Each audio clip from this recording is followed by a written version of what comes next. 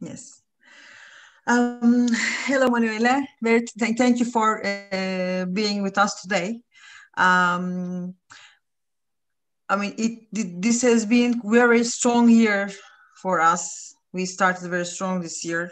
Also, last year was very strong for Turkish Union. It was an energy platform. People who follows us and who is our members, they know very well how we use the transition from the normal life to digital life. We were very actually active and quick, and by this year, just as a first green talks of the year, we made very strong, very nice talk with the EBRD, European Bank for Development and Construction, gender equality and inclusion chiefs here again in this session. And now today we are with you.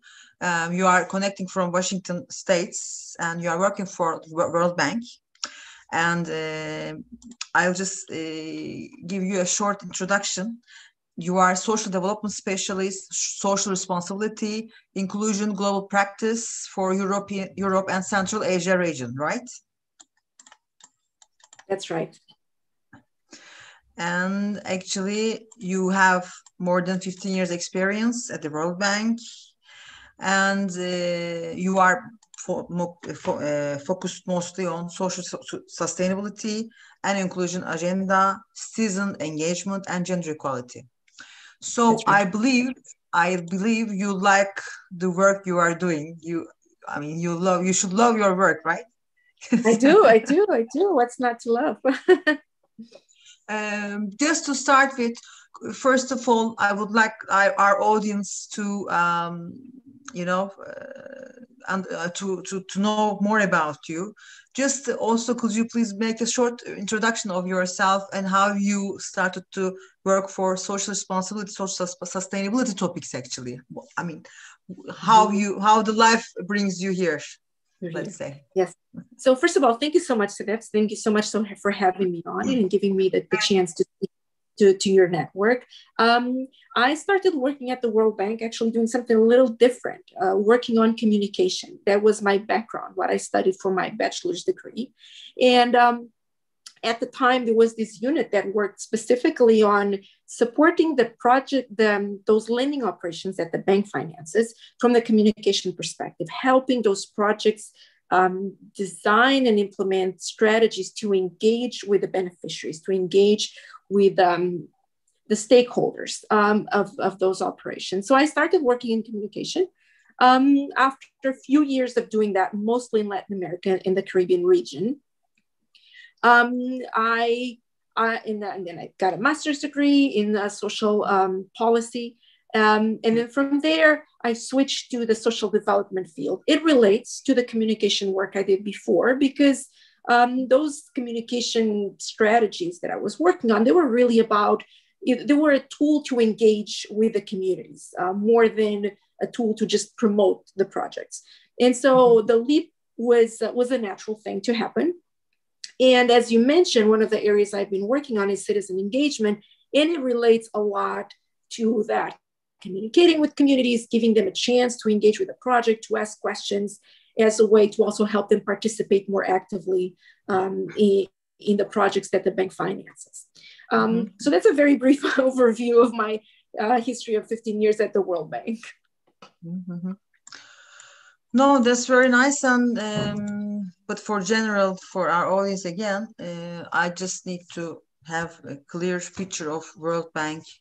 What is World Bank's mission, and how gender equality and inclusion fit into that mission?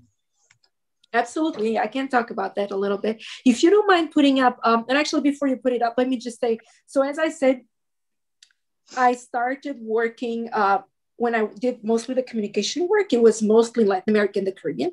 Then when I switched to social development, I was working mostly in the Middle East, North Africa region. And since 2015, I've been working in the Europe, Central Asia region. So that's also to give you a sense of how most people working for the World Bank here in headquarters, Washington, D.C., and also others working in country offices around the world, we it's important for the institution that we have this global experience, global perspective. So we'll spend a certain number of years working in a region, then we go for a certain number of years to work in a different region. And that's how we can build a body of experience that then we can bring to our new appointments. So if you have the global sense and the local culture knowledge. Not only you have the offices and the local partners, but also as the headquarter team, you are working for different regions. You are switching the regions time to time. So you have global society knowledge and the know-how of how the daily life and the habits and the tradition and everything. That's right. So we have colleagues in country offices. And we have colleagues who being based here, working specific regions. So we can do that. We can merge the global experience and knowledge with the local experience and knowledge, which is very important because, of course, you need to have an understanding of the local context. So to give you a sense of the bank mission, which is something you asked, if you don't mind putting up the presentation, the few slides that I prepared to help our audience follow. So if we can move on to the next slide. Thank you so much. So briefly, the World Bank's mission is to end extreme poverty by 2030 and to boost shared prosperity in a sustainable manner. And what this means is to reduce the percentage of people living on less than $1.25 a day to no more than 3% in each country, and also to boost, to increase the income of those in the bottom 40% of income distribution. That's what the shared prosperity means. In terms of social inclusion has a long history at the World Bank. And up on the slide, you see just a few markers along that long journey. I'm just going to reference a few to give a sense. In 1982, the bank adopted the policy on indigenous peoples, and I believe it was the first multilateral organization to do so. In 2001, it adopted the first gender strategy, calling for the adoption of a gender lens in the range of banks' operations.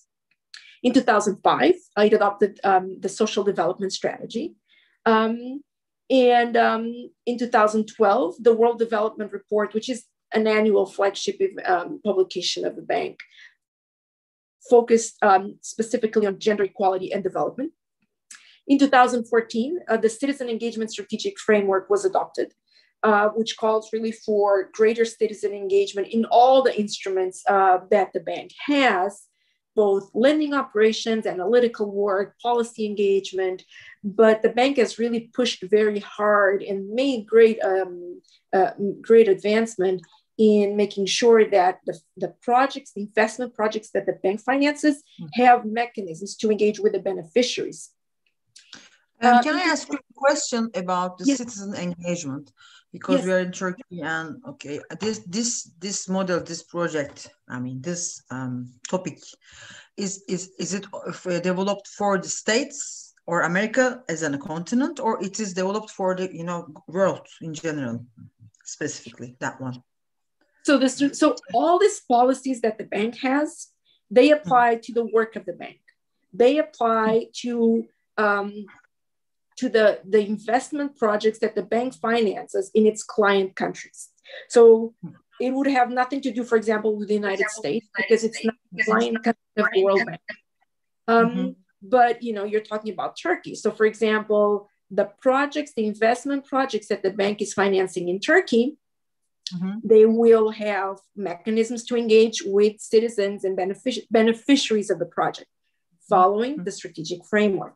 They will have to follow certain policies. For example, there's on the social side, there's the policy on involuntary resettlement. So if there is a lending operation in Turkey that requires either involuntary resettlement or some restrictions on access to land, then that policy will have to be followed. And that applies to all the countries where the bank is financing investment projects.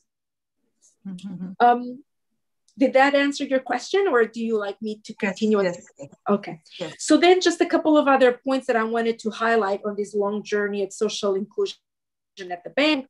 In 2013, there was a flagship report on social inclusion that tried to frame what social inclusion means. And it really defines social inclusion as the process of improving the ability, the opportunity, and the dignity of people disadvantaged on the basis of their identity to participate in markets, services, and spaces. And people can be disadvantaged for many reasons: religion, ethnicity, their poverty status, their employment status, and of course, their gender. So this publication is really an important one because it also puts social inclusion, frames it as a foundation for shared prosperity, which is part of the bank's mission. And the last point I wanted just to highlight in the history of social inclusion at the bank is that in 2015, the bank adopted the current gender strategy, which covers the period up to the year 2023. So that's a quick, brief history of social inclusion at the bank, just highlighting some points. I can tell you a little bit more about the gender strategy. Would you like me to go into that right now? Yes, please. Okay. So if you want to put up, if you want to switch the slide, it will be the third slide. Okay. So briefly, the bank's gender strategy that we're working on right now has four main objectives. The first is to improve human endowments, and that's specifically looking at health, education, and social protection. The first strategy, already back from 2001, already focused on a lot of the gaps in this area, what we call first generation issues that had to do with access to sexual reproductive health, gaps in education, expansion of coverage of social safety nets. So a lot of these gaps have been either closed or narrowed in many countries. But then there are, in terms of these endowment, there are emerging issues. And some of them are very pertinent to the members of your network. So that they have to do, for example, with increasing girls' enrollment in science, technology, and engineering and mathematics fields. They also have to do with improving access to early childhood education, which we'll see later affects women's employment. The second objective of the gender strategy is about removing constraints for more and better jobs. For example, increasing women's participation in the labor force, which is one of the key priorities in Turkey, for example, or addressing occupational sex segregation, again, talking about women's underrepresentation in certain fields, such as engineering, improving women's opportunities to earn an income, increasing access to care services, childcare, elderly care, to give women the chance to go to work and not have to be home taking care of their kids and seniors, or access to finance, productive assets, et cetera, et cetera. The third objective of the strategy is to remove barriers for women's ownership and control over assets. That has to do, for example, ownership of land, ownership of housing and technology. For example, in the case of land, there's been a long history of land, for example, individual land. I'm not talking about indigenous communal land, but individual land being titled in favor of men for a number of reasons. But so that's an area that we're focusing on. There's been progress made in that area, but we're focusing on to close the gaps. And the fourth objective of the gender strategy is to enhance women's voice and agency, and also engaging men and boys. And this has to do, for example, in increasing women's participation in decision-making processes, especially at the local level, which then will affect, for example, the services available to women. Reducing gender-based violence, which is something the bank has been focusing on quite strongly, and also addressing youth exclusion and radicalization of youth in general, but young men in particular, because we know that young men tend to be more vulnerable to that. Yeah. So I can talk more about gender gaps that we're focusing on in Europe, in Turkey, but maybe. Yeah, before we pass to Turkey, I just want to also underline or share with you and our audience that Um, for, as you said, for the STEM, for the science and maths and the engineering fields for the women, it is very hard. Actually, in global, it is very hard and always very. I mean, the energy infrastructure and the construction businesses are man-dominated businesses. It is not because of the nature of the business. It's because of this how it came from since the industrial revolution, since the 19th century. The big bosses are mostly men, and the people like to hire men as engineers, or either it's on site, either he is doing desktop engineering or site engineering. It doesn't really matter. And that actually the topics that you are talking about, like işte, forced participation, earnings, entrepreneurship, and etc. And as being one of the few entrepreneurs in the energy industry, renewable energy industry in Turkey, myself, my first focus, my first aim when I was setting up this Turkish Women in Renewables and Energy platform was to create a network for women, because I believe that when people come together, when the information, knowledge, it's open to share, then it supports, it empowers the social group, then it leads us something good. So that was actually the main reason I started the group. And for the empowerment and for the equality, for the educational support, we are creating also a lot of projects and doing a lot of technical trainings for women actually in Turkey. In global, I mean, probably because I am also in touch with many women's platform like ourselves, like TWRE in States, in Africa, in Egypt, in Canada, many platforms.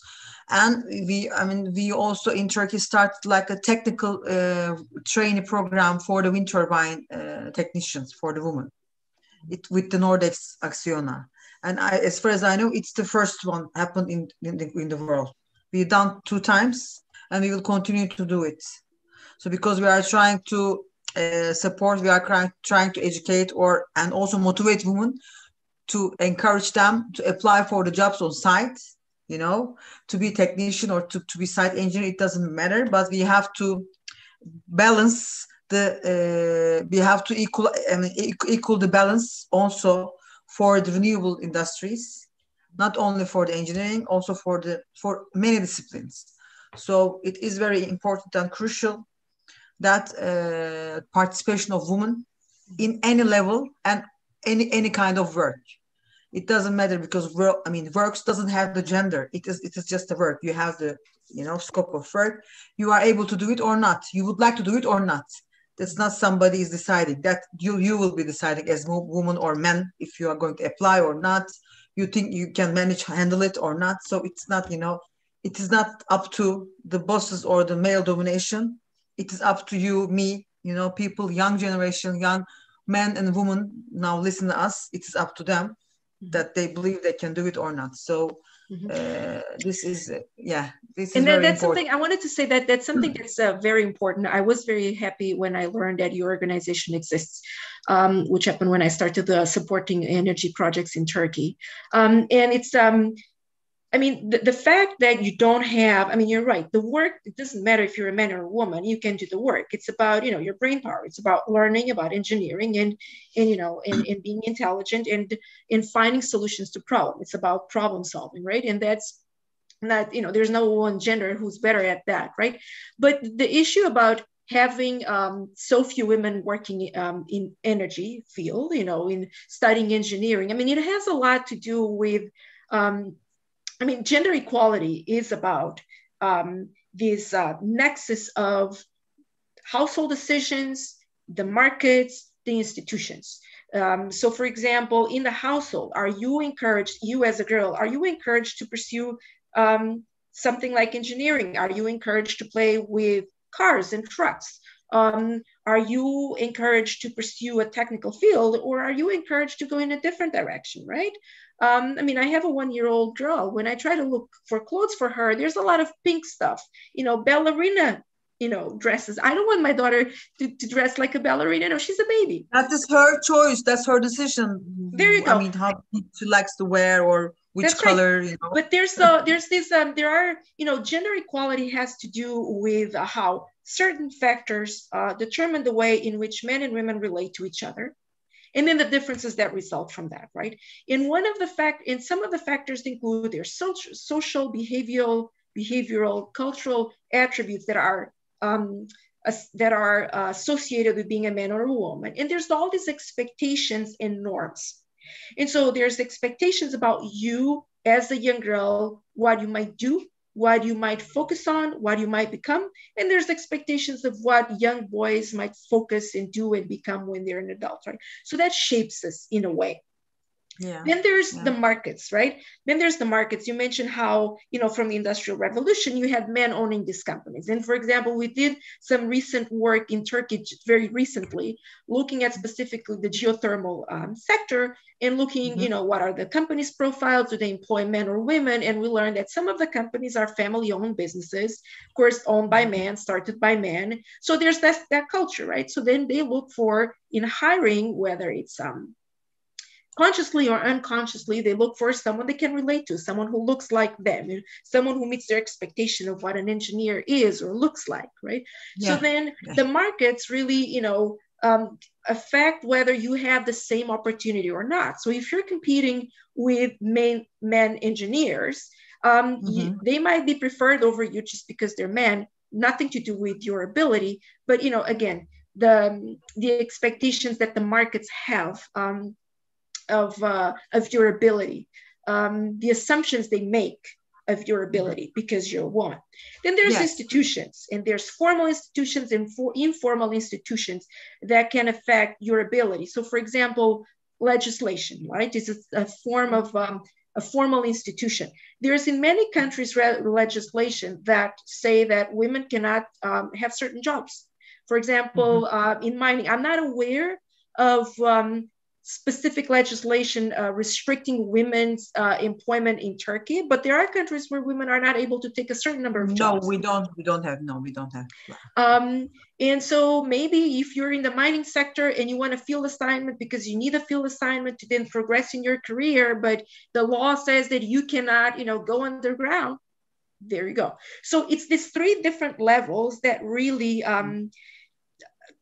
influence to a great extent what the opportunities for women, and even when the law doesn't have those restrictions, there's all these expectations and you're pushed in certain directions. And then there's another important factor, which is role models. And we know that not just for women's participation, for example, in the US, when I studied in my master's degree social policy, one of the issues that really affects some of the disadvantaged groups in this country, disadvantaged on the basis of ethnicity or race, has to do with role models. So this affects everyone. If growing up, the movies you watched, your family, other cultural references, did you see women engineers or did you see women doing other things?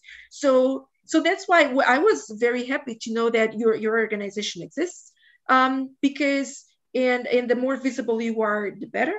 Because you need to show these role models, you need to show young girls that they can be engineers, that they can do this job. That, yesterday I was talking to the team implementing an energy efficiency project in another country in the region. And one thing we know from research done in that country is that there's this perception that energy efficiency and the improvements people can do in their household to make it more energy efficient is a man's job. And I was saying, well, have a woman be the spokesperson for the project, use more women's voices in your communication, show that energy efficiency is a woman's job as well.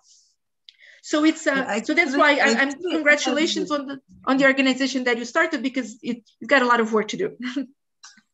Thank you. And actually, I mean, from my point of view, actually from all of our member point of view, I mean, the woman working or who participated the energy transition, it is a must. I mean, because not only we have a lot of educated and very strong background and very clever engineers, women engineers, plus men around, but it's because women can handle strategic positions, and also women are much more mediators.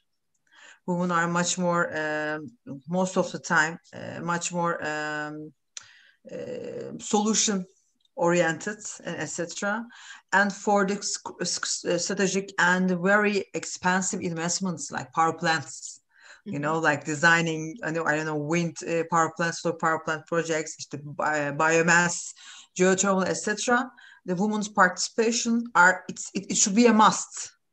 If I mean, I am doing consultancy services for now actually 10 years in Turkey, and if they ask me because I'm also visiting the construction, I'm monitoring the construction still, and if the investor come and ask me, I will just say them, okay, hire a girl as a project engineer, one of the project engineers, and also hire a health safety consultant, a woman health and safety consultant, just to be sure that, you know, everybody, because we are focused on details and we are good at it.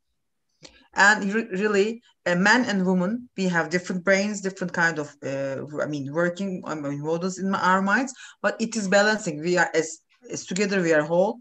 So you cannot do one without the other. And again, for the big investments, the money concludes. Money is start and money ends everything. And as you are a representative of World Bank, and I am also working for the banks in Turkey. So you have to, you know, like promoting gender loans, like your strategies, you know, following the World Bank's EBRD gender strategies. Also, the local banks or local governments should set some legislations to motivate investors and the utilities and also private sector to hire more women for the brain team and also for the site. Yes. And I believe with our TWRE movements, now we are getting calls from the O&M, operational maintenance, and also OEM, original equipment manufacturer brands. So they're calling us on, okay, we want to hire some interns, young girls. We want to get some women on site as a part of construction team and etc. Now people are much more aware that it is something good. It is not. It's not. I'm not talking about feminism stuff. You have to have a variety of people working for you. You have different minds, different, you know, details, different way of work and different approaches. It is also covering women participation as well. So that is what we have been fighting for. And I believe we have some strong achievements because since we started TWRE, we are getting some calls. We are having information about our members getting promoted or, you know, get hired, blah, blah. So also it's our self-motivation. You know, we motivate each other. And also we are happy to our sisters participated and, you know, at work. And finally, the sector is including the, you know, all genders.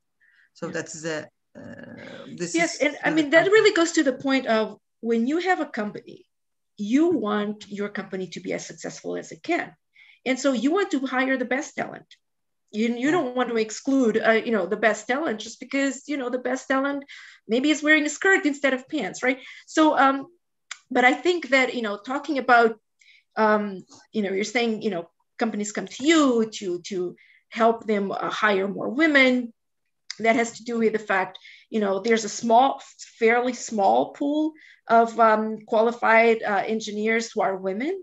And so, of course, they have a challenge how to reach that small pool. So, of course, organizations like yours can help spread the word among female students. And you can also help really encourage, for example, high school students to follow these careers, help them understand what are the career path options for them. You know, from the side of the bank, one thing we've been doing in recent years that I've been engaged with recently is when we have specifically energy projects that are where there's significant infrastructure work And we know that in those countries, for example, Turkey is one case, but it's not the only case, where there is a big gender gap in terms of women's employment in the sector. One thing we've been trying to do is to help the companies we work with do an assessment of what are the barriers for women to be employed by those companies. And then what are things companies can do to break down those barriers? And we're not talking about legal barriers, or even like human resource policies. Human resource policies might say that there's no gender discrimination, or there should be no gender discrimination, but then the practice is very different. Either the way they recruit, maybe, for example, they publish ads in media that, asking people to submit applications to a certain job, but then they might put that one of the requirements is completion of military service. If women don't do military service, there you go. That's something actually we've learned from an assessment we did in Turkey. So that's why I mentioned that example. Just the one addition, Manuela, they're always using the pictures of men. As in, there you go, to illustrate again. It is like, they are dominating, we are thinking, it should be man job. Yeah. Because they put the picture of men. Yeah. But it's not. And another thing, that is true. And then another thing is, so first, if the ad says that you need to have military service completed, that excludes, all the women who are qualified. Then there's things that are not as explicit. So in the workplace, you're hired, but then are the women paid the same as men doing equal jobs? Not. Then in terms of career promotion, we know that men tend to be promoted more than women. And then there's different reasons for that. Maybe you need field experience to get promoted, but maybe women might not be given the chance to have field experience. It might be in remote locations. Their supervisors might think they're protecting women by keeping them in the office in the capital city. Maybe also women having kids, they don't have good services to take care of their children, like childcare services. Maybe if they just had a baby, they don't have lactation rooms in the company. So there's a number of different practices in companies that might discourage women from staying in the company, like women who were hired, who made, who crossed that first line of being hired, preventing them from staying in the companies, or really putting obstacles that are not written in the company policies, but in practice really affect. But it is interesting because I used to work in retail textile business before I switched my career to renewables. And I worked 7 years for a big companies like Gap and Debenhams, and I was merchandising. I was managing supply chain, and the textiles was also actually it's male and woman. But my bosses, most of them were women, strong women, and they were sending us on field. I was going to Egypt to make the quality controls and everything. I was traveling around as a young woman. And I was just 22, 23 years old. It wasn't a problem at all. Not in Egypt, not in Turkey, and not for my former employers. So there is something special about energy business. They don't do it. And also for finance, the finance also very, very woman-dominated sector as well. But when you look at the energy finance, I am mostly working with men. Unfortunately, we have women, but mostly working with men. But at the end of the day, it's banking, and the banking sector in general is more than 51 or 52% are women. So there is something interesting about energy business. Yes, but it goes all to what I was saying before, the expectations and the norms. When you're working in banking, you're working at a desk in an office. It's a clean, polished environment, and you're safe. And women are good at managing money, right? The engineering teams are mostly, again, men. For also the banks, when they're sending team to the site, they're also sending the men. But I am lucky that when they are hiring me or my team as land engineering, as a woman team, we are going and doing inspections. Mm-hmm. So believe me, it is also create a lot of difference on site. When a woman inspector comes, you are expecting much more clean, much more tidier and well-prepared reports, and they just get dressed and get prepared for us to be inspected. So it is, it's woman touch, woman appearance. It is it causes good effect. It's, it brings good effect on the work, quality of work. Mhm. That is what I've been experiencing for Yeah. the power plant constructions, actually. Yeah. Yeah, yeah, yes, but no, that's true. I mean, you need to have more women in the field doing that job. So so we do away with this perception that engineering is a man's job. But you were saying, in the financial sector, there's a lot more women, in the engineering sector less, because there's this perception that engineering is like about hard physical work, that men are expected to do, and women are not supposed to do that, and they're not strong enough. So there's all of these Nobody carrying you have a marble on the neck, on the back. So yes, no man, no woman. So we have machinery, we have equipment, we have everything. We have lifts and cranes for it. So it that's right. doesn't matter That's who's driving right. the crane. Who is driving the crane? It's man or woman. It doesn't matter. Exactly. You push the button and you pull the lever, right? No, but it's so then one thing we're doing is to really do away with the prejudice, but also to help do away with these sort of invisible barriers, is trying to do assessments where we engage with these companies to try to help them realize what are the barriers that women face. And so, through focus groups and interviews, we are asking, these women engineers or in managerial positions, which is another important thing, which is, you're talking about the engineering profession, but then when you go to the management of the companies, it's even worse, right? Trying to understand from their perspective, what is not working for them. And then we have these focus groups discussions. And in some cases, when there's interest on the part of the company, we can deliver trainings on gender diversity and inclusion. We really help them think through what are all those barriers that women have in front of them. Like what I said, is there childcare? Are they being paid equally? And sometimes there have been stories, and we've found this in some research we've done, that women realize they're not making the same as their colleagues in comparable jobs, because one day someone accidentally sent a file with everyone's salaries around, and they realize the big difference.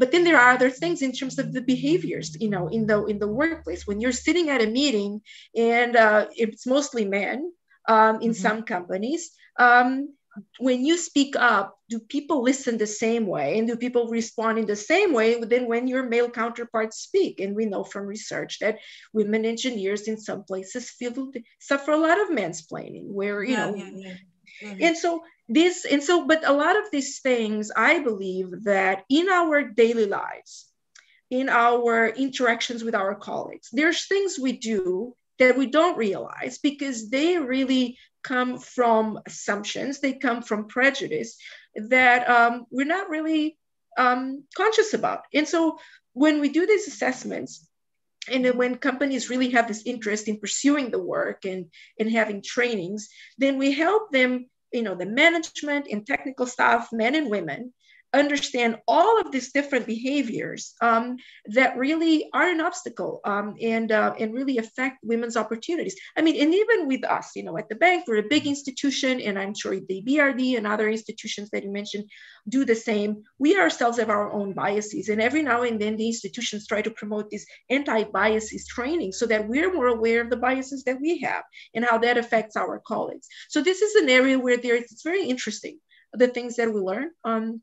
The challenges that women face, and it's good. It's very rewarding to see when people realize, oh, that's right, I didn't think of that, and even things like, when you speak up, in the room full of men engineers, do they make a face? They don't realize it, but you see it, and that might be a way of silencing the person speaking.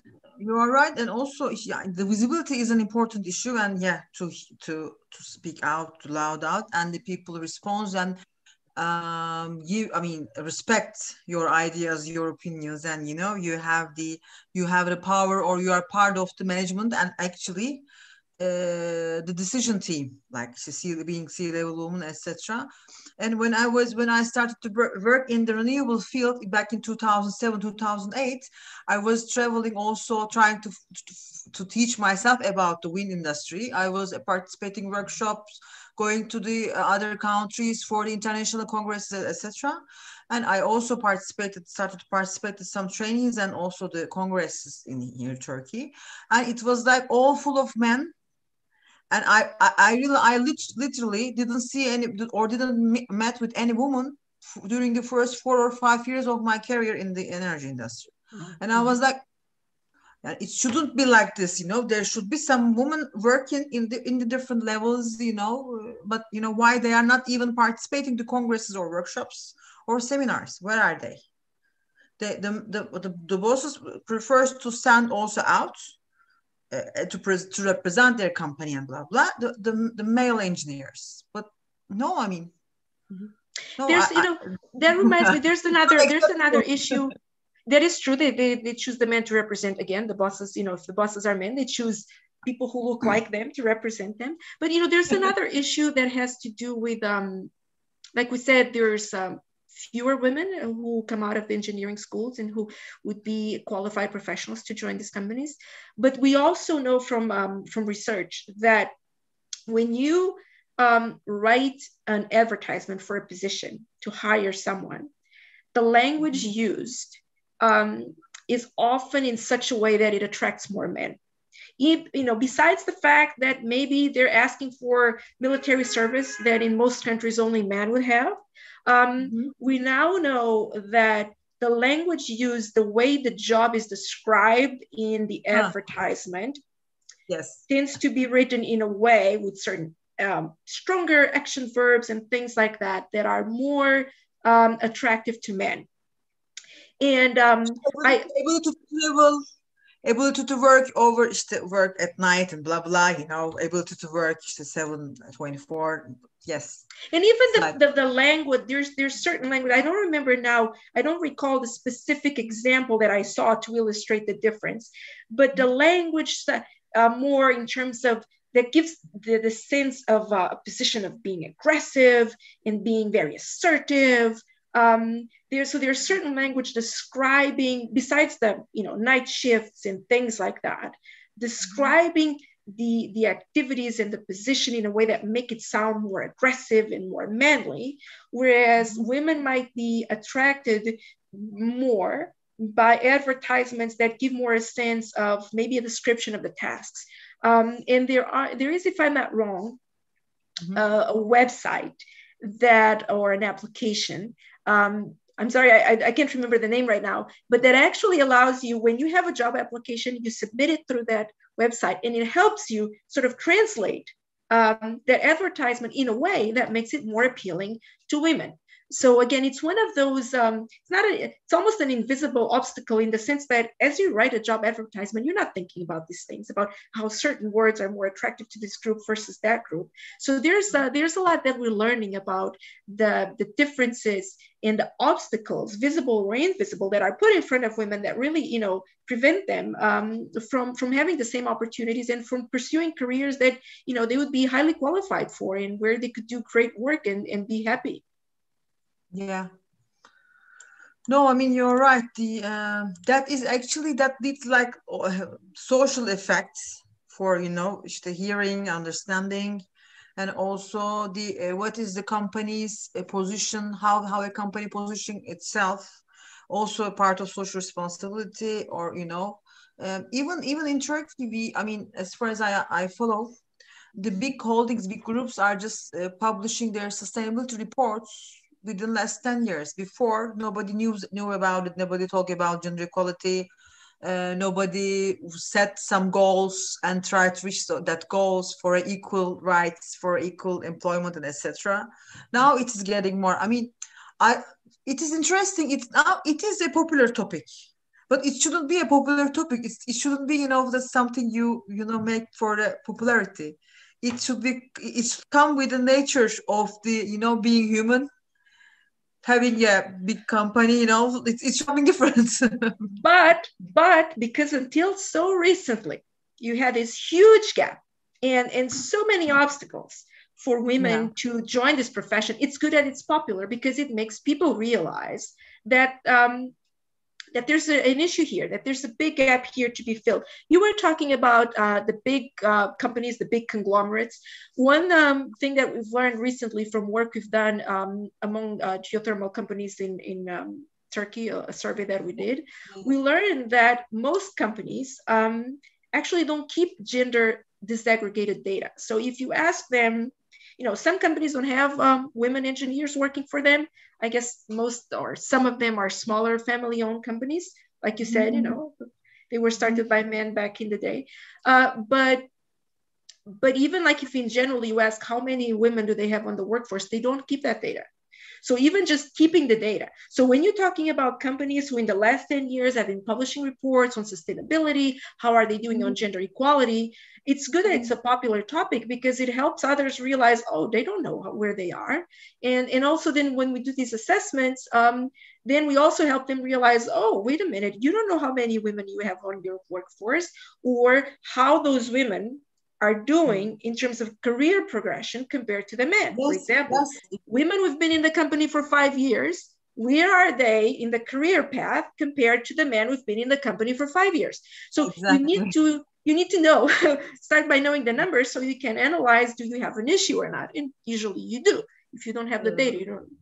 Just for this, because I was always wondering, okay, I have my own SMA and I am somehow managed to survive, and I mean, and we have now at TWRE we have 1,500 member almost, and from multidisciplines, from different ages, from different levels, a few company owners. Actually, we just have the 3% of out of 1,400 is entrepreneurs, and also 3% of women are just at T-level, but the rest are middle management or, you know, entrance level. But it should be much more. There should be much more. I mean, the entrepreneurship. It's also, you know, one of the women's. I mean, it's one of our what is. I mean, we are best for. I think to, you know, to create something from scratch and etc. And because I was always wondering where are these women, and that's why I started the network at the first place. Then this year we actually within last 6 months we have a team. Actually Yasemin Hanım also knows about it. We have a team of academicians and also volunteers. We are now making research and start to write report about the gender equality and inclusion for Turkish energy markets. And we will be also collecting data if the big companies share, of course, and we will identify. We will bring it to the surface.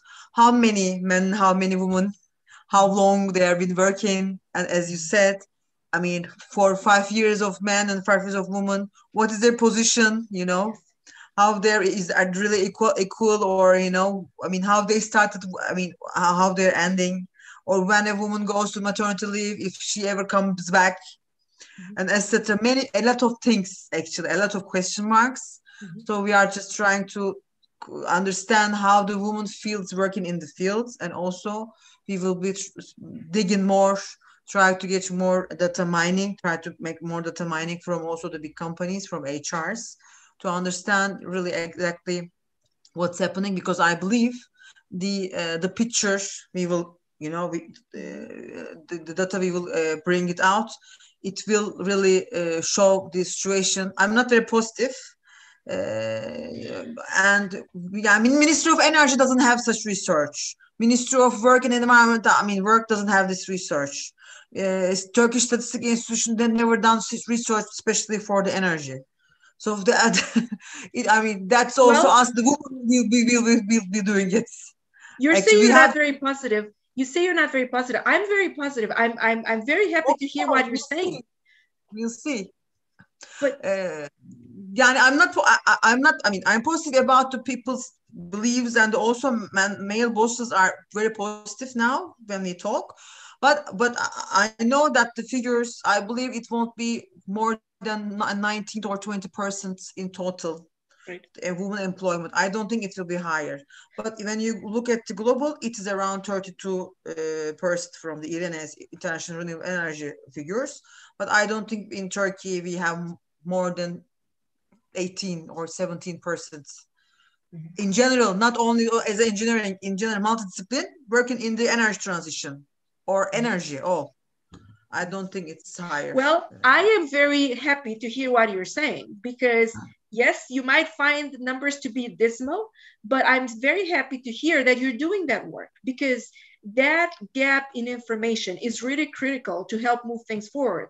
I mean, like I was saying, if the majority of the companies, for example, in geothermal in Turkey, because that's what I've been looking at recently, don't even have data on the, sex disaggregated data or gender disaggregated data, you can't really move things forward if you don't know the size of the problem. So that work you're doing is super valuable to help move things along. So you start from a situation where maybe a few years ago there were no women in engineering. Now I think, if I'm not wrong, the latest data showed that, I don't remember if it was 40, yes. So women graduates from science, technology, engineering, math fields in Turkey in 2014 were about 14%. Okay, so that's 14 more percent than what it was back in who knows when. So 10 years from now, where is it going to be? And the work you're doing is critical for that. So for example, I've been working recently specifically on energy projects in Europe, Central Asia, in Turkey as in other countries. And then we're trying to see, okay, so what are the gender gaps that this specific project can help close or narrow in this country? And then we look and we see, okay, what's the female labor force participation? And we know that in country X is whatever X percent. And then we want to know, okay, so what are the percentage of women working in energy? And then when we want to close, bring it to a narrower level, we don't have the numbers, we don't have the data. And when we're trying to figure out, so what are the issues? Why aren't more women working in this sector? Or why aren't women in these companies being promoted to the management position? We don't have that data. We don't have that information. So it's harder, for example, for projects that the bank finances or others to figure out what's the specific activities that they can focus on to, within the 4 or 5 years of the project, make a difference. So that's why I'm very happy to hear what you're saying. You're not, excited about the numbers, but it doesn't matter. It matters that you're producing numbers. It matters that you're generating. You have to identify the problem. Exactly. To then find what the solution can be. Yeah, exactly. Because it's like blurred lines. Nobody knows. And, it's just like we know each other, and now me and you and also our audience know us.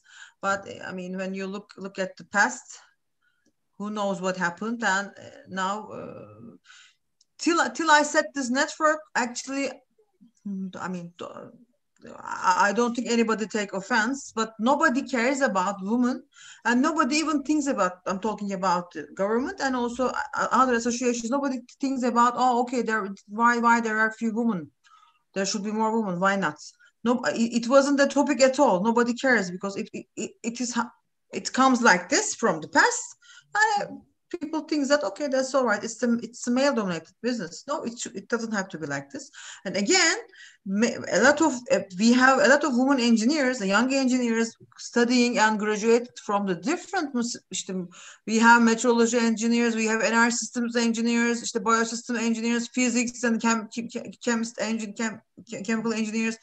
A lot of different, very strong topics. They educated, and they are happy and willing to use this know-how to participate, to contribute to energy transition. And if you don't give these young women a chance, I mean, they have to go and work for another topic, another subjects, which is, I mean, so why they work so hard to be engineer, to be expert or to be academician. Yes, and I also think that there's a sense that, for example, you were saying there was a time when it was no one cared, no one thought about it, because I would think, the companies are mostly dominated by men. There might have also been, and still probably is, the sense that, well, women are not as interested in this field. Women are more interested in that field. Women might be more interested in history or language or, I don't know, other fields. Or, for example, when it comes to how many women sit in national parliaments, right? Um, and in some cases, countries might have put a quota. They want to have at least X% of women. And some people are against that. They think, well, anyone who has an interest can do it. If women are not interested, they won't do it.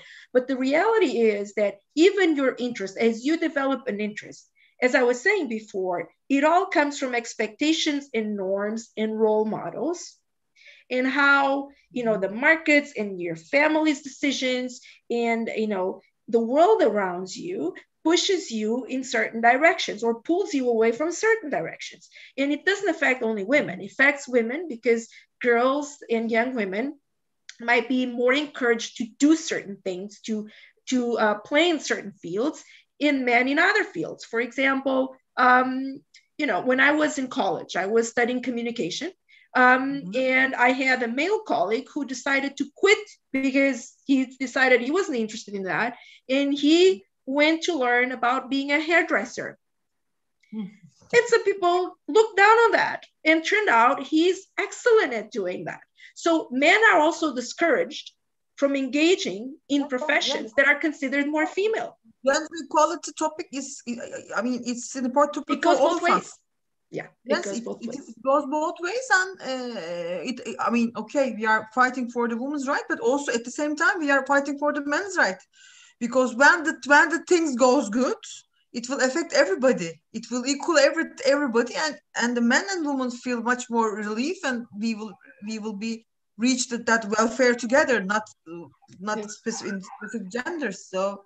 Yes. And this relates to the fact that a lot of people think that gender is like women's issues, and it's not. It's really about the relationships between men and women and the different expectations that affect each one of us and how we relate to each other. And when we are doing all these programs and everything, and also classes and technical trainings, we open the registration to everybody. And believe me, there are also as a lot of men following us as much as women, and because the topics are good, they're learning from us, and they also realize, okay, there is a problem, and there's a problem, and how we can support women, how we can we would like to also have a much more equal work environment. It will also make us feel good about it, to know that I am earning the same with my woman colleague. And also, if I get a promotion, it's not because I am a man, because I worked for it, or if she gets promotion, it also gives you an easy work environment, and it's a good atmosphere. When I was a kid, my mom, she used to work, she was a merchandise manager in a for the government in the hospital. It's a big hospital in Istanbul. And when I was a baby, I don't know, that's what she was telling. And there were no kids kindergarten for the hospital, and there were many women managers, high level, mid level of women team working for the government. And she had to organize, and she had to make the dean's mind to set a kindergarten for the kids. But they have to organize it, they have to push, and then dean has to decide it and has to create some fun. And now this kindergarten is still working after 30, 40 years. But before, nobody cares, because okay, we have a lot of women working in the hospital. How they're coming? They're all married and they have kids.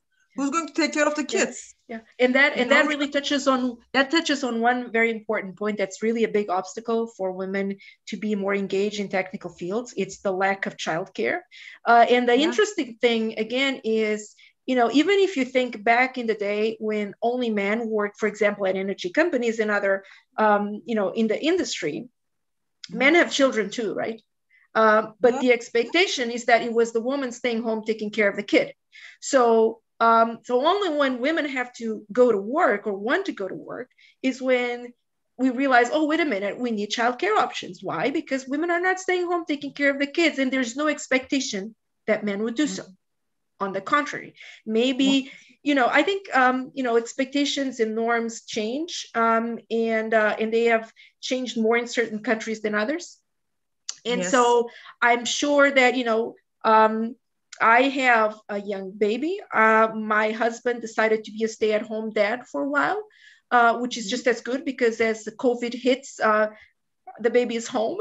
We don't have to bring her to kindergarten. And I know that in many countries in the world, this would have been really looked down on. The fact that the husband is the stay-at-home parent, where and the wife is the one who's keeping the job and keeping the career. No, I mean, the parent take care of the kids best. I mean, if it's, I mean, mother or father, who else will take care of the kids? So it's very normal.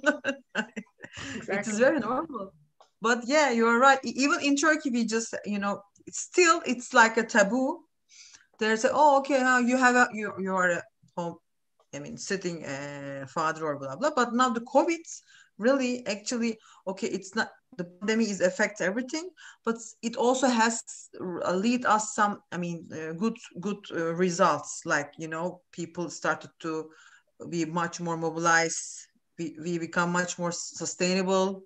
We reduce our carbon emission. Then we are not going work. And when the time people spend some time at home, their family, their kids, it was also a good thing for the kids, because otherwise, everybody goes home, I mean, goes to work, and they just, I mean, I believe the pandemic, it brings a much more self-confident and loved generation, actually, with these home working, and the father and mother at home situation. But yeah, I mean, at the end of the day, it is the parents, or it is the family, or it's the human decision where to work, how to work, which job they can go and work.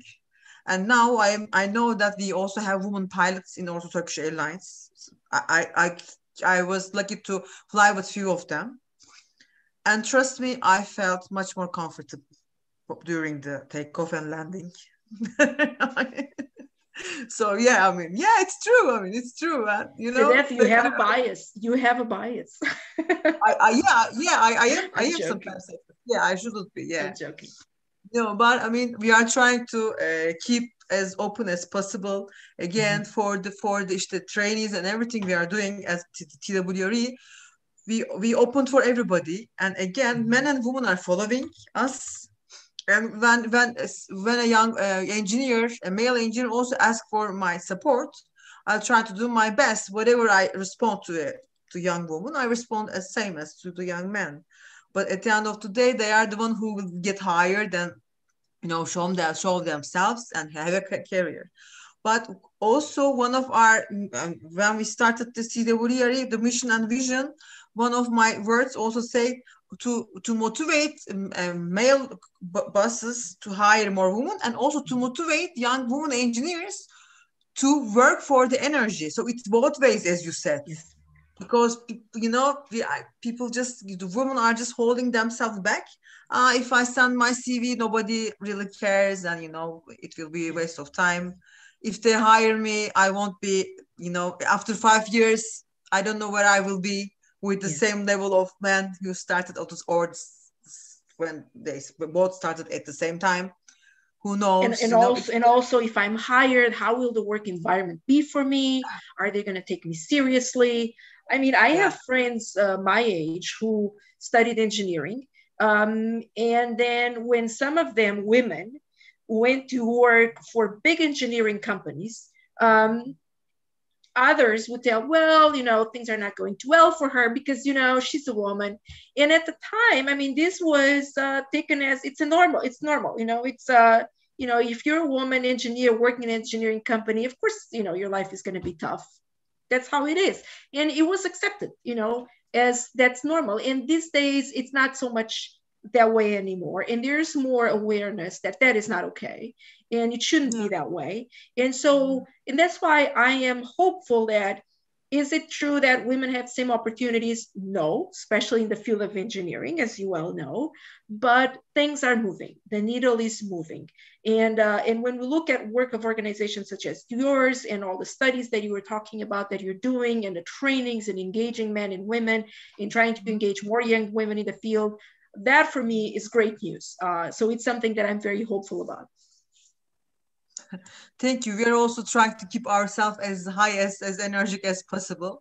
And yeah, I mean, so I also would like to ask because actually it's very nice to conversational. I can discuss with you till the morning, but I have some two more questions that I really need to an answer for our audience.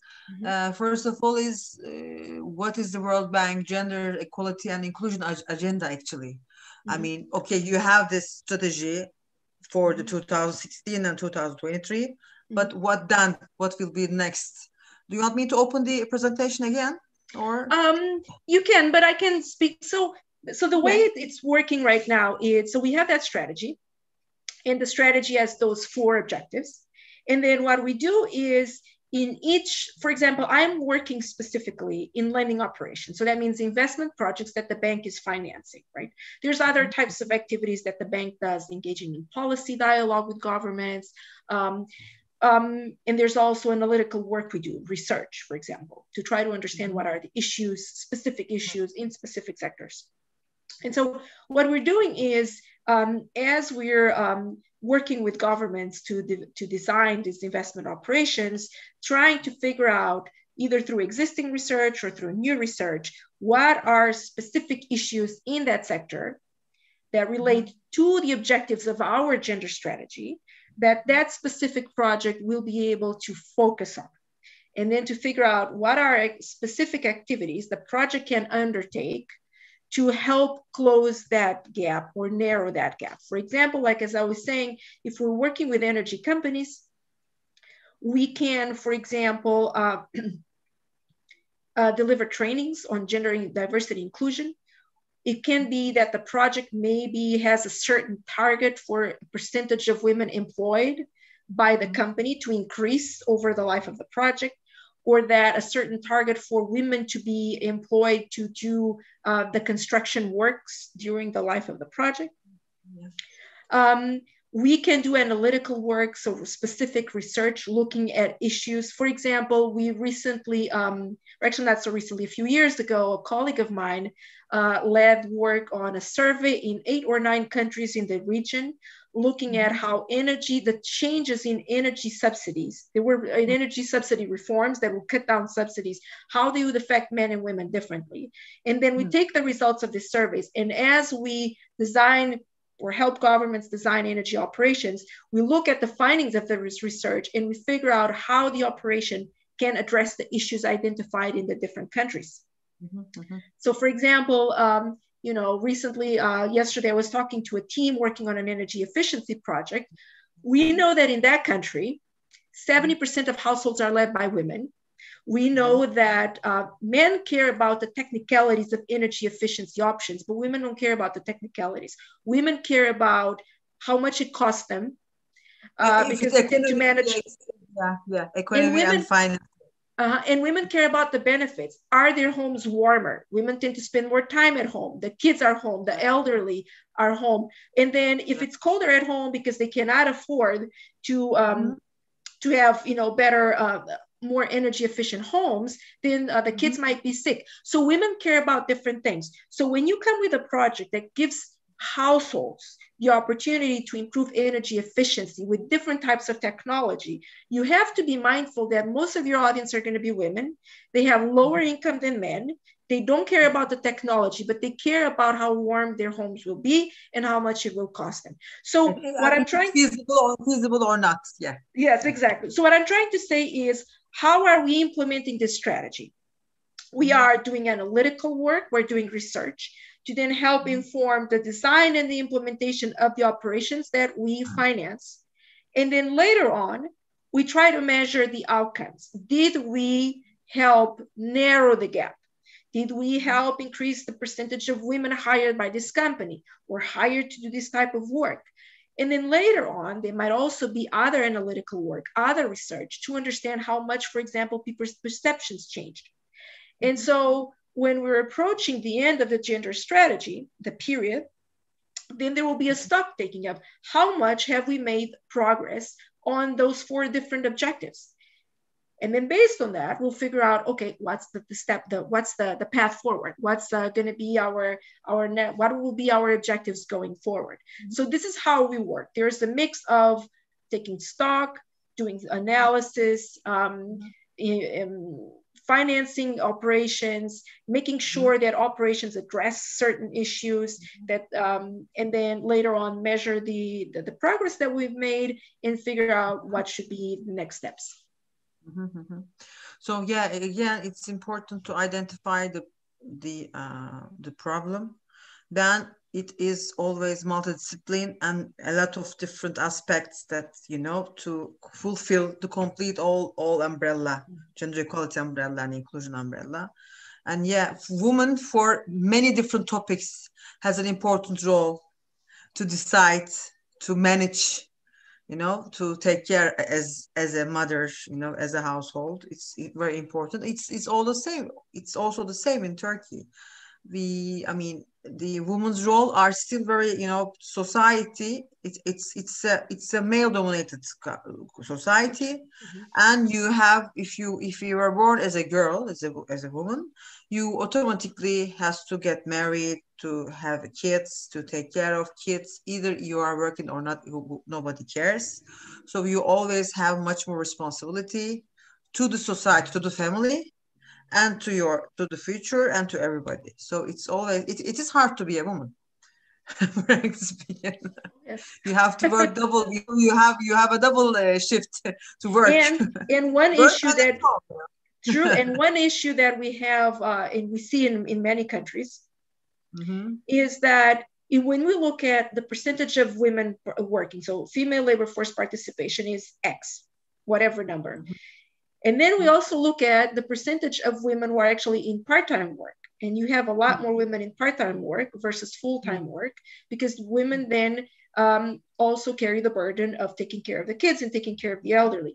And women also have a lot more of unpaid work, which is another issue. There's work that is done, takes time, takes a lot of effort, but there's no income coming out of it. So then it affects women's income, affects their independence in their elderly years, when they may not have a pension, or they may have a lower pension. Yeah, exactly. No, it's the same. It's the same problem in all around the world. So I wonder the projects of World Bank. You know, if you can give us some examples, also maybe some links, so our audience also can follow up, and also the company owners can, you know, follow, and you know, the strategies to to fix the problem of their own companies, let's say. I mean, from where we can reach these information, and if you can give us some project examples, that will be great. So, for example, in terms of information available on projects, if you go to the World Bank's website, or if you just Google, for example, so you're in Turkey, and if you Google World Bank Turkey, you will find the web page of the World Bank for Turkey, and you will find information there about what are projects that the bank is financing in Turkey, including the ones that are now being implemented and projects that have been implemented in the past and that have closed. When a project closes, so now, you know, if you go and you look at current projects, for example, there's a project currently being implemented on energy efficiency in public buildings. So this is not for households, as like the one I was talking about earlier in another country, but in public buildings, owned, if I'm not wrong, by the central government, there's a program to increase energy efficiency in that building. So if you go on the website, I forget the exact name of the project, but it is about energy efficiency in public buildings. So those words will be in the name of the project. So when you go on the website, you will find information such as one document called project appraisal document. So let me see, that's World Bank General. I would Google World Bank Turkey because then you will find directly the page of the World Bank for Turkey. And then there will be a section that might say projects or operations. And that's where you find the projects the bank is financing. So if you find a document called project appraisal document, that project tells you what that document will tell you what the project is about, the issues it's trying to address, how it relates to the bank's strategy for Turkey and how it relates to Turkish strategies, the strategies of the Turkish government that are pertinent to the sector. So for example, let's see, do you mind scrolling down? Let's see. Okay, projects in Turkey, for example. If you click there, you will find projects that are now, fuel projects. So you should find their information about projects that are currently being implemented. And I would think you'd probably also find, exactly. So if you go down, you see full project list. So when you click in each one of those links, the list of the projects, if you click on each one of those links, you'll find documents about the project. The project appraisal document or the project paper will describe what the project is about, how it's being implemented. And you'll also be able to find there's reports we file every 6 months that say, talk about progress being made. Each project will have a set of indicators. We call it a results framework with a list of indicators that allow us to monitor over the 4, 5, 6 years, which is the average life of a project, to allow us to monitor the progress the project is making on the different areas that it's covering. So those documents will be available there. And once the project closes, within the 6 months after closing, both the bank and the government side will do their implementation completion report where we do an evaluation of the project. And we look so you are monitoring what they've done. You are monitoring, you're following what. And for example, while the project is being implemented, every 6 months we file a report where we say, okay, so for all the same indicators we're monitoring, this is the progress we're making. But when we conclude the project is closed, we look at the project in terms of how well it did on those indicators and the targets that we set, but we look at it also more broadly in terms of how successful was the project in addressing the issues in the sector, in the country. So sometimes we take like a broader perspective. For example, I'm going to give you a very different example. I was working years ago in the land administration project. And if you looked at the indicators, not all targets were met, but not all targets have to be met. Because when you looked at the project more broadly, you realized that was very important historically, because the country had an issue of civil war, had an issue of indigenous peoples, which are a significant proportion of the population in that country, not Turkey, had an issue of their land rights not being recognized. And so that project was one in a series of projects that really helped improve things for a lot of people, including indigenous peoples, whose communal land rights were finally being recognized. So historically, even if the project didn't meet all the targets, historically, it was very important. So we take, once the project closes, we take this, we make this evaluation to understand how successful and important the project was in addressing issues in the sector. Yeah. I mean, it is not only important to make some announcements and, put some rules, but it is also important to be sure that companies, borrowers, governments are following these rules. It's like United Nations Sustainable Development Goals.